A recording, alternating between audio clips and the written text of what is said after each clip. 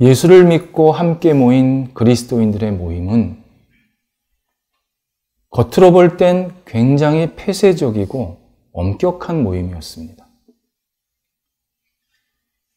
예수님 외에는 구원자가 없다. 오직 하나님만 믿고 예배해야 합니다. 이 말을 듣는 사람들은 저 모임은 내가 갈 데가 못 되는구나, 그렇게 생각을 했습니다. 하지만 내부적으로 들어가면 완전히 열려 있었습니다. 하층민이나 상류층이나 누구든지 하나님의 자녀가 될 수 있었고, 예수를 믿으면 그리스도 안에서 서로 형제 자매라고 불렀습니다. 불가능한 얘기를 가능하게 만들었던 것입니다. 인간적인 대접을 받지 못했던 아동이나 여성들을 극진히 존중해 줬습니다. 어린아이와 같지 아니하면 천국에 갈 수 없다, 이렇게 가르쳤습니다. 제자들 중에는 다수의 여성들이 있었습니다. 거기에 병자들을 보면 내 사랑하는 가족처럼 정성껏 돌봐주고 치료해 줬습니다. 신분이나 종족에 관계없이 어떤 사람이 어려움을 당하면 마치 내가 어려움을 당한 것처럼 그렇게 따뜻하게 그들을 도와주는 모임이었습니다. 그렇게 200년을 조금 넘게 사니까 그리스도인들이 세상을 뒤집어 버렸습니다. 현대사회가 개방성과 포용성을 굉장히 강조합니다. 그래서 정치적으로, 경제적으로 많은 해법을 제시하고 있습니다. 하지만 그런 해법이 더 많이 제시되면 제시될수록 우리는 계속 한계에 부딪힐 수밖에 없습니다. 핵심은 사람이 바뀌어야 합니다. 사람이 바뀔 수 있는 유일한 방법은 인격이 들어와야 됩니다, 우리 안에. 그러면 인격이 누구냐? 바로 예수 그리스도가 우리 중심에 들어와서 내가 진심으로 예수를 믿고 따르면 내 삶이 변하고 생각이 변하고 내 태도가 변합니다.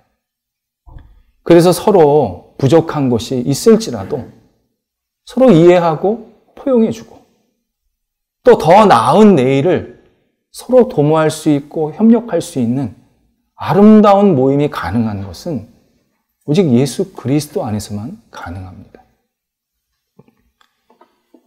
핍박자였던 사울이 그리스도인의 이 관대한 수용성 때문에 큰 은총을 받았습니다.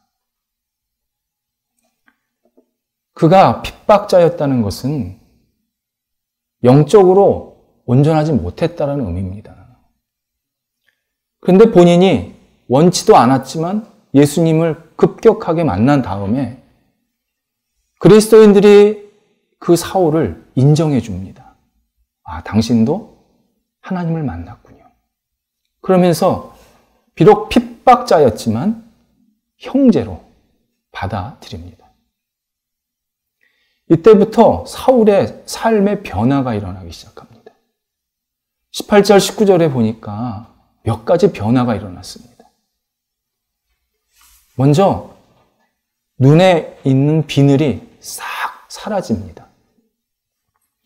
예수님에 대한 무지, 오해, 편견이 순식간에 없어졌다는 것입니다.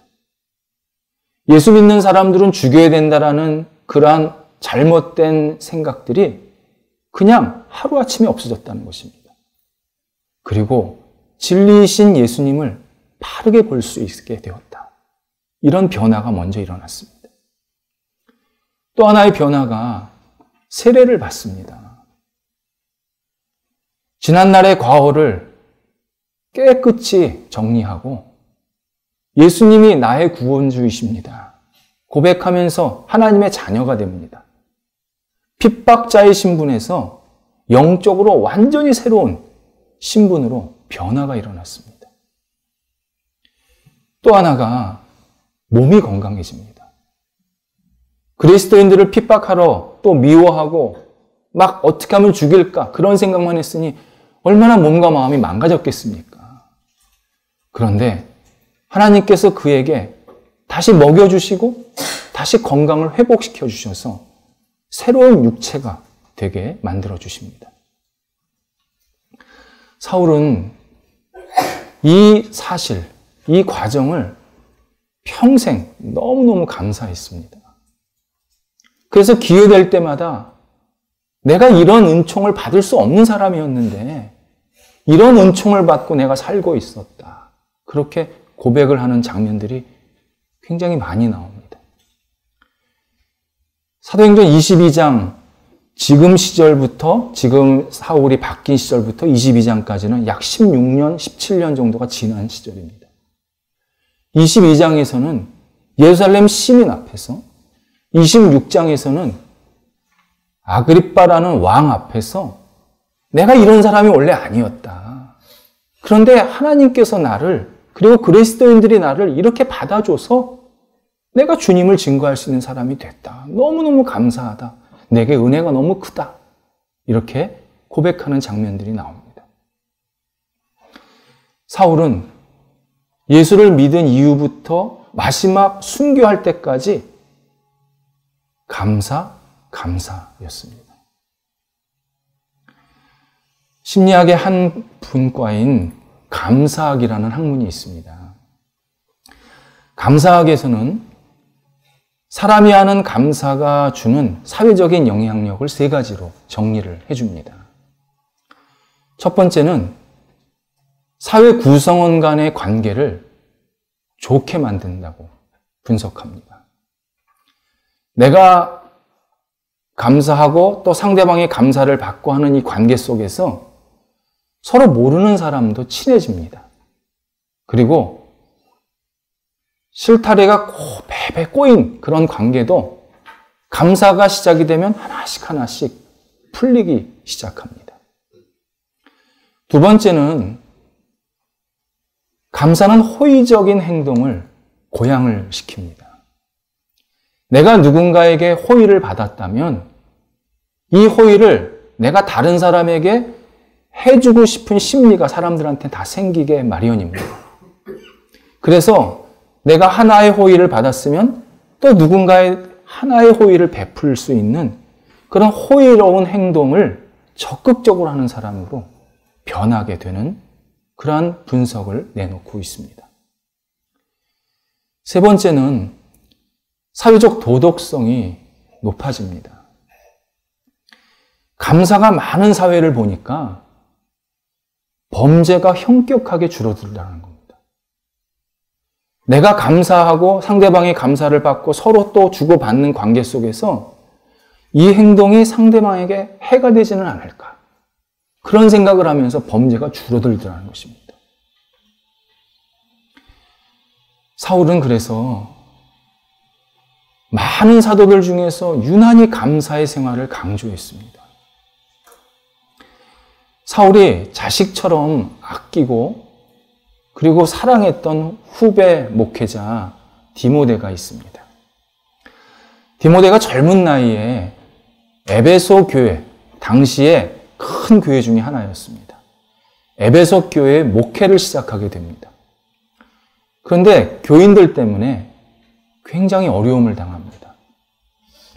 이 사실을 알고 사울이 디모데에게 격려 겸 용기를 주는 겸 편지를 쓰게 됩니다. 그 편지가 디모데 전서, 디모데 후서, 신약 성경에 나오는 디모데 전서 후서입니다. 사울이 디모데에게 이렇게 잘 처신해라 라고 권면을 시작하기 전에 제일 먼저 하는 말이 뭐냐? 디모데야, 하나님이 너를 선택해서 이 사역을 맡기신 것에 감사해라. 그러면서 자기 경험을 얘기를 해줍니다. 나도 핍박자였다. 나 폭행자였다. 나 죄인 중에 괴수였다. 그런데 하나님께서 나를 충성되이 여기셔서 이 직분을 맡기셔서 내가 예수라는 분을 지금 전하고 있다. 나 얼마나 감사한지 모른다. 그렇게 디모데에게 먼저 편지의 서두를 시작하고 있습니다. 일본인으로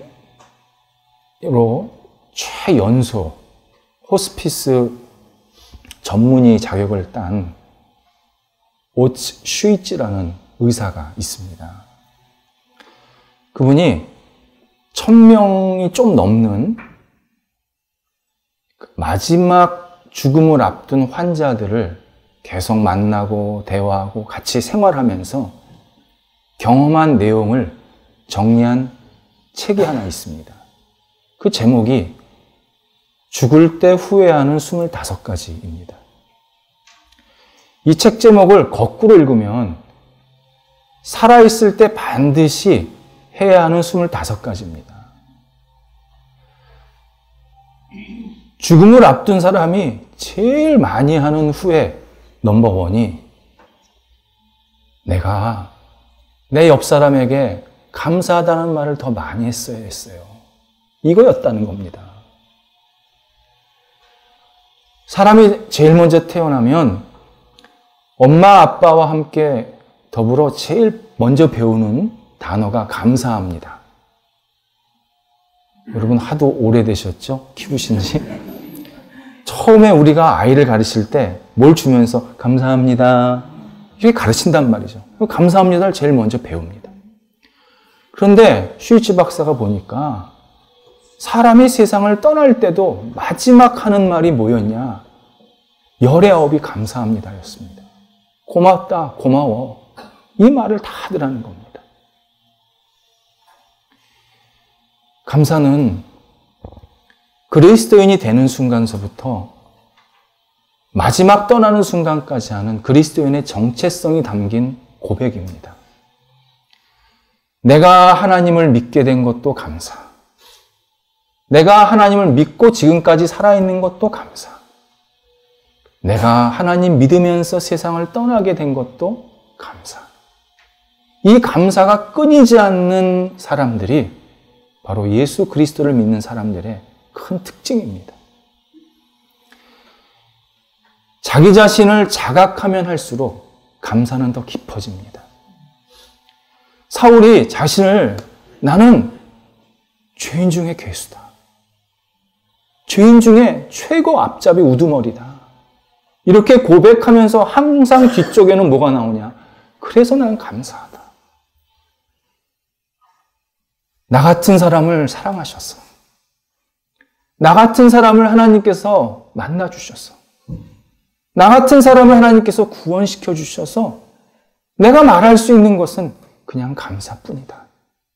이렇게 그의 사역 내내 고백하는 장면들을 보게 됩니다. 사울이 이 감사의 고백을 넘어서 계속적으로 하나님께 쓰임을 받는 과정을 또 겪게 됩니다. 그것은 다름 아닌 하나님께서는 우리에게 은혜를 베푸시고 감사한 일을 만들어 주실 때 그걸로 딱 멈추지를 않으시고 우리를 위해서 끊임없이 좋은 일을, 선한 일을 계획하고 만들어 주십니다.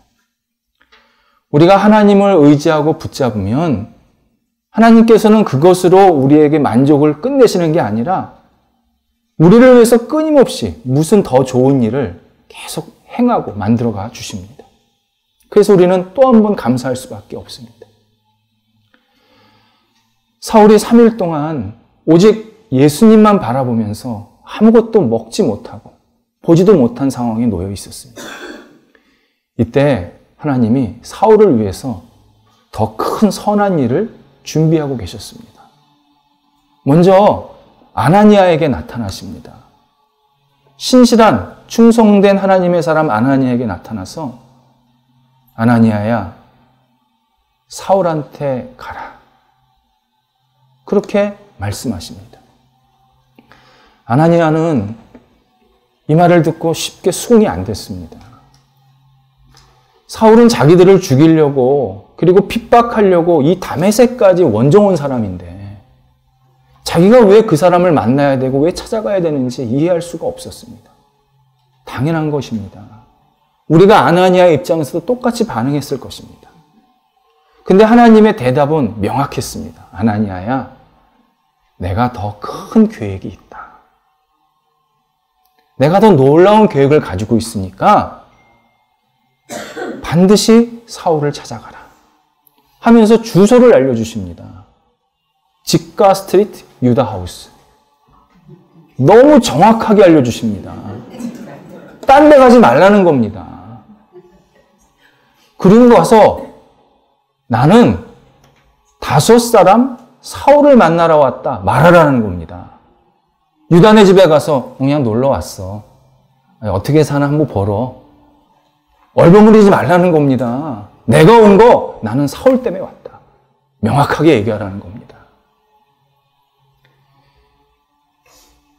아나니아와 사울의 만남은 기독교 역사의 한 획을 긋는 엄청난 사건이었습니다. 사울은 이때부터 새로운 사람으로 출발이 되는 겁니다. 우리는 우리가 전혀 기대하지 못했는데 어떤 사람을 만나서 도움을 받기도 하고 또 도와줄 때가 있습니다. 그러면서 막연하나마 이거 하나님이 인도하신 것 같다. 그런 생각이 들 때가 있습니다. 리더스 다이제스트에 이런 글이 실린 적이 있습니다. 신발 가게에서 종업원으로 일하는 한 사람이 사는 게 너무 힘들고 지쳐가지고 고민을 하다가 스스로 목숨을 끊으려고 결심을 하게 됩니다. 가게에서 하루 종일 시무룩하게 어떻게 내 삶을 마무리를 해야 되나, 어떤 방법으로 그것을 계속 생각하고 있었습니다. 그런데 갑자기 한 손님이 들어와서는 1분만 시간 내줄 수 있냐고 그렇게 묻는 겁니다. 이 종업원이 왜 그러냐고 했더니 이 손님이 자기 손을 딱 잡더니 잠깐 밖에 나가자고 나가더라는 겁니다. 그러니 하늘을 딱 가르치는데 하늘에 해가 지는 예쁜 노을이 보인 겁니다. 그러면서 이 손님이 하는 말이 너무 아름다운 광경 아니냐고. 하나님께서 이렇게 아름답게 세상을 만드셨다고. 세상 참 살만한 거라고. 그렇게 말하고는 시간 내줘서 고맙다고 그러고 가버리더라는 겁니다. 되게 낯선 경험을 한 이 종업원이 가게 안으로 들어와서 앉았는데 하나님께서 세상을 아름답게 만드셨다. 세상 살만하다. 이 말이 계속 되뇌이더라는 겁니다. 그래서 결국은 그래, 나도 한번 열심히 살아봐서 아름다운 세상을 한번 느껴보나 보자. 내 죽더라도 이 아름다운 세상을 한번 느껴보고 죽자. 하면서 다시 마음을 고쳐먹게 됐답니다. 그리고 나서 시간이 좀 지나서 교회를 다니게 됐고 또 신앙생활을 쭉 하게 되면서 그때 하나님께서 한 사람을 나한테 보내셔서 내가 살아날 수 있었다고. 그렇게 자기 간증식의 글을 써서 그 잡지에 낸 것입니다. 우리가 하나님을 경험하고 또 누군가의 도움을 경험하면 제일 먼저 생각나는 게 뭐냐? 살아야겠다. 살아야겠다. 이 삶의 의욕이 생깁니다. 그런데 하나님께서 우리에게 어떤 경험을 주실 때 살아야겠다로 끝나게 하시는 게 아닙니다. 야, 내가 너 살려줬으니까 나 믿어라. 이것도 아닙니다. 하나님께서 우리를 살려주시고 우리에게 어떤 경험을 하게 하시고 어떤 도움을 받게 하실 때는 반드시 이유가 있습니다. 그 이유가 우리에게 사명을 주시기 위함입니다. 그래서 내가 지금 이 만난 경험이 또 내가 경험한 이 여러 가지 일들이 하나님께서 하신 일이냐 아니냐를 분별할 수 있는 기준은 내가 이 일을 통해서 새로운 비전이나 사명을 갖게 됐느냐 아니냐를 잘 분별하시면 됩니다. 하나님께서 아나니아에게 나타나셔서는 아나니아가 사울을 회복시키는 사명을 주십니다. 사울에게 나타나셔서는 너는 세상 사람들에게 내 이름을 증거하는 사람이 된다. 이런 사명을 주십니다. 하나님께서 우리에게 어떤 경험을 하게 하실 때는 그 경험으로 만족하라 끝내지를 않으시고 반드시 그 넥스트. 너는 그래서 이렇게 내 계획을 이루어야 한다. 분명하게 말씀을 하십니다. 또 하나, 사울에게 하나님께서 주신 큰 비전이 있었습니다. 15절에 보니까 사울을 향해서 너는 나의 택한 그릇이다. 택한 나의 그릇이다. 그렇게 말씀합니다. 그릇은요, 주인이 때 되면 쓰는 게 그릇입니다. 중요한 것은 그릇은 절대 쓰고 버리지 않습니다. 투박한 그릇은 투박한 대로 쓸 때가 있고 고급스러운 그릇은 상황에 따라서 용처가 또 있습니다. 하나님께서 우리에게 어떤 사명을 주시고 어떤 역할을 주실 때 하나님 우리를 일회용 취급하시지를 않습니다. 내가 너 이거 한번 쓸 테니까 요거까지만 하고 가. 그렇게 말하지 않으십니다. 그릇으로 여기십니다. 젊을 때는 젊은 대로 사용하시고 나이가 들면 나이가 든 대로 또 사용하십니다. 내가 조건이 충족해졌을 때, 많아졌을 때도 사용하시고 조건이 하나도 없어져도 그때 또 사용하시는 방법이 있습니다. 우리가 기대하지 않아서 그렇지, 내가 하나님께 쓰임받는 것을 기대하지 않아서 그렇지, 하나님께서는 내가 살아있는 한 죽을 때까지 나를 통해서 하나님의 계획을 계속 이루어 가시는 놀라운 섭리를 우리들한테 계속 보여주십니다. 또 하나, 사울에게 굉장히 낯선 그런 비전, 낯선 그런 꿈을 허락하십니다. 너는 내 이름 때문에 고난을 받을 것이다. 사울이 예수님을 받아들였는데 왜 고난받아야 하지? 우리는 의아하게 생각할 수가 있습니다. 사울이 예수님을 믿기 전에 굉장히 신분이 높았고 조건이 좋았습니다. 그래서 사람들은 그의 조건이나 신분을 보면서 참 대단한 사람이다. 그렇게 인정했습니다. 그런데 거기까지였습니다. 그의 신분이나 조건이 주변 사람들에게 전혀 선한 영향력을 미치지 못했습니다. 그냥 사람들은 사울을 보면서 쟤는 잘난 사람이야. 쟤는 가문이 훌륭해. 끝. 더 이상 진척이 없었습니다. 그런데 사울이 예수님 때문에 고난을 받는다고 하는 그 고난은 결국 다른 고난을 받는 사람들을 위로하고 이해하고 그들에게 예수 그리스도의 사랑을 전할 수 있는 통로가 되었습니다. 만약 사울이 고난을 받지 않았다면 고난받는 사람에게 아무리 말을 해도 당신은 고난받지 않았잖아요. 그렇게 말하면 할 말이 없었던 겁니다. 제가 그런 경험이 있습니다. 장례를 하다 보면 되게 아픈 장례들이 많습니다. 근데 그 장례가 크게 뉴스에도 나왔는데 군대에서 수류탄이 터진 겁니다. 7명이 죽었는데, 병사 7명이 죽었는데 다 21살, 22살 그런 거. 근데 그 중에 하나 교인 자녀가 있었네요. 그 친구가 장학금을 받고 다녔는데 4년 동안에. 그래서 군대를 안 가도 되는데 그래서 나는 군대를 갔다 와야겠다 하면서 그 외아들 그냥 갔다가 상병 세계 때 그렇게 사고로 당한 겁니다.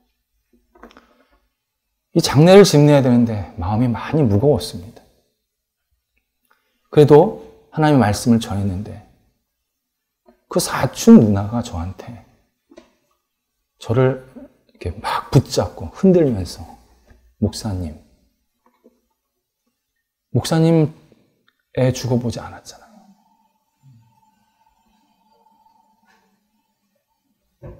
그 말을 저한테 하는데 아무 말도 못하겠는 거예요. 할 말이 아무것도 없는 거예요. 그래서 제가 그냥 같이 울었습니다. 미안하다. 그냥 울었습니다. 사울이 고난을 받지 않았다면 고난받는 사람한테 가서 전혀 위로할 수가 없었습니다. 사울은 고난을 받았기 때문에 그 엄청난 어려움을 당하는 사람들에게 위로할 수 있었습니다. 그래서 로마서 8장 28절에서 이렇게 정리를 해줍니다. 하나님의 부름을 받은 사람은 모든 것이 합력해서 선을 이룬다. 이런 뜻입니다. 하나님을 믿는 사람들은 나의 고난이 너에게 위로가 되고 너의 고난이 나에게 용기를 준다. 세상 사람들이 볼 때는 이해가 안 되죠. 아니 무슨 고난을 당하는데 저 사람 때문에 내가 위로를 받아. 신앙 안에서는 그게 가능합니다. 그것을 보여준 게 예수 그리스도십니다. 예수님이 십자가에 못 박혀 돌아가시면서 그 고통을 당하시는 이유는 고통받는 우리를 보시면서 내가 네 아픔 안다. 내가 네 고통 안다. 내가 네 고통에 지금 함께 참여하고 있다. 힘을 내라. 이렇게 용기와 희망을 우리한테 부어주십니다. 사도 바울의 고난은 자기를 위한 고난이 아니라 하나님의 큰 계획을 이루는 고난이었기 때문에 하나님의 선한 계획 속에 있어 놀라운 하나님의 섭리, 손길이었습니다. 예수를 믿으면 우리는 평탄한 길만을 늘 기대합니다. 그런데 예수를 믿으면 굽은 길도 갈 수 있습니다. 우리는 레드카펫 위에서 화려하게 등장하는 그런 주인공으로 늘 예수 믿고 살기를 바라지만 예수를 믿게 되면 무대 뒤에서 무거운 짐 나르고 조명도 비추고 이런저런 뒤치다거리 같은 일들을 많이 해야 하는 그런 역할도 있습니다. 세상 사람들은 레드카펫 위의 사람만 주인공으로 보지만 하나님은 레드카펫 위에 있는 사람이나 뒤에서 무거운 짐 나르는 사람이나 똑같이 주인공으로 보십니다. 하나님의 거대한 계획 속에서 너도 주인공이고 너도 주인공이다. 근데 종국에는 낮은 자를 더 높여주시는 분이 우리 하나님이십니다. 성경에서 하나님의 계획과 뜻을 전달해 주는 사람을 선지자라고 합니다. 선지자를 영어로 프로펫이라고 합니다. 근데 이 프로펫을 대문자 P로 시작하는 대문자 선지자가 있고 소문자 P로 시작하는 소문자 선지자가 있습니다. 대문자 선지자는 하나님께 직접 말씀을 받습니다. 그래서 이게 하나님의 계획이다. 이게 하나님의 말씀이다. 아주 적실하게 사람들한테 전달해 줍니다. 그 말 들으면 틀림없습니다. 그런 분들이 성경에 이사야나 예레미야나 다니엘이나 이런 분들이었습니다. 소문자 선지자는 하나님의 말씀을 직접 받지는 못했습니다. 그런데 하나님을 믿으면서 깨닫는 게 있었습니다. 그래서 이 깨달음을 가지고 내가 살면서 내 주변 사람들한테 예수님의 사랑도 알려주고 예수님의 은혜도 같이 나누고 이러한 자그마한 선지자 역할을 하는 사람들입니다. 바로 우리들입니다. 우리는 다 작은 선지자들로 하나님께 부름을 받아서 이 자리에 앉아 있습니다. 우리가 세상에서 작은 선지자로 살 때 세상과 부딪힐 때가 많습니다. 하나님이 세상의 주인이십니다. 우리는 모두 죄인입니다. 우리를 구원하실 분은 오직 예수 그리스도밖에 없습니다. 이런 말 세상 사람들이 듣기 원치 않습니다. 거부합니다. 너나 잘하세요. 그러나 하나님께서는 이 일을 잘 감당하라고 우리를 그릇으로 다 불러주셔서 작은 선지자가 되게 해주셨습니다. 흔들리지 마셔야 합니다. 하나님께서 우리와 함께 하십니다. 내가 있는 곳에 예수 그리스도가 함께 가시고 예수 그리스도가 내 주인임을 내가 고백을 하고 내가 삶으로 사랑을 나누고 은혜를 나누면 나를 통해서 끊임없이 선한 빛이 비춰지기 시작합니다. 소설가 양귀자 선생님의 소설 모순에 이러한 대목이 있습니다. 풍요의 뒷면을 들춰보면 반드시 빈곤이 들어있고 빈곤의 뒷면에 보면 우리가 미처 찾지 못한 풍요로움이 있다. 우리가 사는 세상은 물적으로나 지적으로나 문화적으로나 정말 풍부한 사회에 살고 있습니다. 어렵다 해도요, 옛날만큼 어렵지 않습니다. 오늘은 그 어떤 날보다 제일 잘 사는 날입니다. 그런데 이러한 풍성함 속에 그 어떤 시대보다도 갈급한 영적인 공허감이 우리 사회에 가득 채워져 있습니다. 우리가 하나님께서 허락하신 이 풍성함을 한밤의 꿈처럼 만들지 않으려면, 화려함의 현실을 물거품으로 만들지 않으려면, 소리 없이 다가오는 이 엄청난 시대적인 풍랑을 잘 지혜롭게 이겨내려면 오직 예수 그리스도를 붙잡는 일밖에 없습니다. 예수 그리스도를 우리가 의지하고 예수 그리스도가 우리한테 보여주신 그 삶의 길을 뒤쫓아갈 때 우리에게는 진정한 희망이 있습니다. 예수 그리스도는 우리에게 진정한 미래를 허락하시는 유일한 희망입니다.